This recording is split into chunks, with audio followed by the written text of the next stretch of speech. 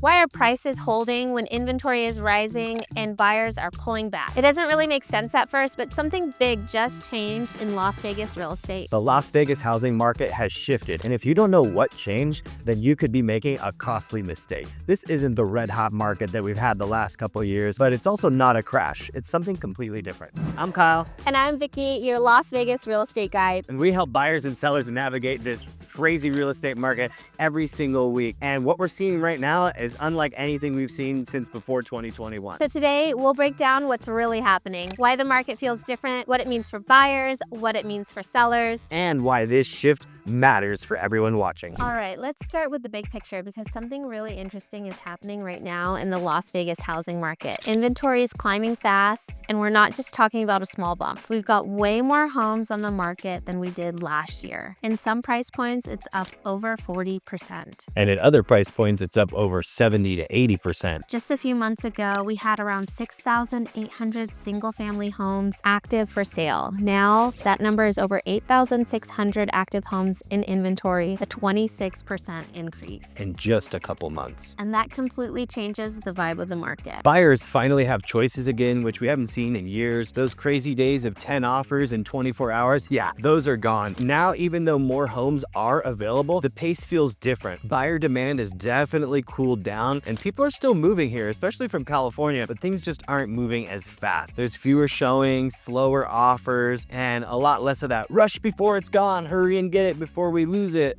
pressure that we had back in 2021 and 2022. But here's the part that surprises a lot of people, is that prices really haven't dropped off a cliff. They've kind of leveled out, and they're still holding steady on that upper to mid 400,000 range. Our current median price is around 480,000. And the reason that prices haven't taken that nosedive off the cliff is simple. Sellers still have equity, and that's a huge difference compared to back in 2008. Back then, most homeowners were upside down and couldn't sell. And Las Vegas also led the nation in foreclosures in 2008's recession. So today, most owners have built a lot of real equity, so they're kind of in control over their next move. Another big shift is time. So homes that used to sell in a week, now they're taking 30, 40, sometimes even 50 days on market. You know what? That's not necessarily a bad thing. It's just a healthier, more balanced market. Buyers have a little bit of breathing room to think before they jump, which is actually a really good thing. And those homeowners who locked in those super low 3 or 4% interest rates, they're not panicking either. Many are just choosing to rent out their homes instead of selling, which keeps inventory balanced but stops a flood of desperate listings from hitting the market. Now, builders are the real wild card here. They're adding a ton of new supply, and they're getting really creative with their incentives. We're now seeing interest rate buy downs, closing cost incentives, and a lot of things like appliance packages and free upgrades that are just kind of designed to attract more and more buyers, and they also provide a lower cost for the buyers in some respects. It's amazing for a lot of buyers, but it's also pulling attention away from the resale market, which makes this side of the market of the resale home feel a little bit slower. So overall, the energy of this market feels completely different. It's more balanced, it's a lot more strategic, and it takes a really smart plan to win, whether you're buying or selling. What it means for buyers, if you're buying right now, you're in one of the best positions we've seen in years, aside from the higher interest rates. You finally have leverage again, you can slow down, compare homes, and make decisions without rushing. It feels way more relaxed, but like in a good way. Negotiations are absolutely back, and most of the homes that we've seen close last month had some kind of concession. We're talking about closing cost credits or repair money or money to put towards an interest rate buy down, and those are just pretty much popping up everywhere. It's exciting because buyers who play it smart can save thousands of dollars. Now, rates are still higher than most people want, sitting around 6.5%, but that's also why this window exists. When affordability tightens, sellers get pretty creative. If you're shopping, focus on homes that have been on the market for like 30 days or more and watch those, and that's where the motivation lives. Those are the homes where sellers are ready to make a deal and have gone through the pain of showing it a bunch of times and want to get it sold. And don't sleep on the middle range prices either. Entry-level homes have kind of slowed down, especially condos and townhomes with really large HOA fees. What we've seen still moving is that upper 600,000 range, and then of course luxury homes are still getting bought up by cash buyers coming from all over the United States. So that's where some of the best opportunities are sitting. When you're comparing, look beyond just the list price. Pay attention to the total monthly payment. Builders might offer rate reductions or cover closing costs, while resale sellers can try to match those perks. The sticker price doesn't tell the whole story anymore. Your payment does. Here's what we tell our buyers all the time. We love your home, but based on today's rates, we'd need to see a seller credit or a 2-1 buy down to make this work. If you can match that, we'll close fast. That's how you win in this market: confident, informed, and strategic. What it means for sellers now, if you're thinking about selling, this market takes precision and presentation. You can't just throw your home on the market, overprice it, and expect multiple offers in a weekend. That's right, buyers have a lot more options now, and they're paying close attention to that. The good news is homes that are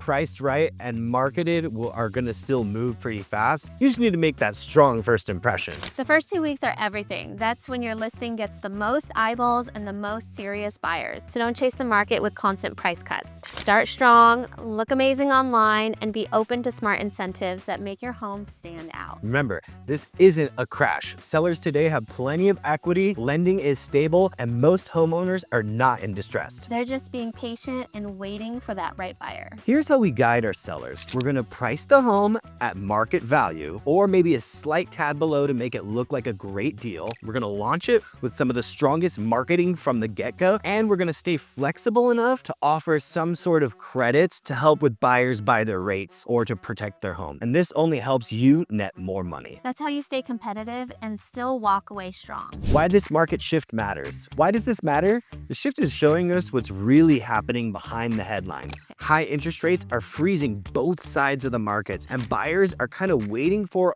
affordability to improve, whether that's rates coming down or home prices coming down. And sellers on the other side, they don't want to give up their low interest rates, nor do they want to get rid of their current equity that they've built over the last 5, 10, 15 years. That's what's keeping things so balanced and so tricky. Luxury homes are still selling because most of those deals are cash and relocation driven. But for entry-level buyers, things are tougher. Monthly payments are hundreds of dollars higher than they were 2 to 3 years ago, and that's slowing things down quite a bit. Builders are the other big factor. Their incentives are powerful and kind of hard to compete with, especially if your resale home in newer construction and similarly priced or similarly sized with the same amenities. It's hard to compete because they can lower a buyer's payment with rate buydowns or free upgrades, which keeps them busy even when resale homes sit a little bit longer. So at the end of the day, this isn't a perfect buyer's market. It's definitely not a full-on seller's market any longer. It's more like a case-by-case market. Every neighborhood, every price range, every deal is different. So while one home still collects 2 to 3 offers, there are 4 other listings sitting with no offers for months. And that's why having a series of proven strategies matters more now than ever. This is the new normal. Slower, more thoughtful, but full of opportunity for everyone who understands how to navigate it. Most buyers are getting concessions now, and last month, single-family resident homes in the Valley sold for 91% of their original asking price, meaning they started asking $525,000, for example, and then reduced the price a few times, and then the buyer offered lower than listed, and maybe after an appraisal and some negotiations, it wound up selling for $475,000. But we make sure that never happens to our clients because who you choose matters. If the Las Vegas market feels a little confusing right now, you're not imagining it. It really is changing and fast. But with the right strategy and the right team behind you, you can still make an amazing move, whether this means buying, selling, or investing. So if you've got questions about how this shift might affect your plans, definitely reach out to us. We help people navigate this market every single week, and we'd love to help you figure out what makes the most sense for you. And if you want to see where the next big opportunities are, make sure you check out our next video. These Las Vegas suburbs will explode in 2025. In that video, we're going to show you exactly where the best and fastest growing areas and developments are happening all over the city, and what's really driving the next wave of demand here in the Valley for 2025, 2026, and beyond. I'm Kyle. And I'm Vicky, your Las Vegas real estate guide. Thank you guys so much for watching. Don't forget to hit the subscribe button so you don't miss what's coming next. We'll see you on the next video. Bye. Bye.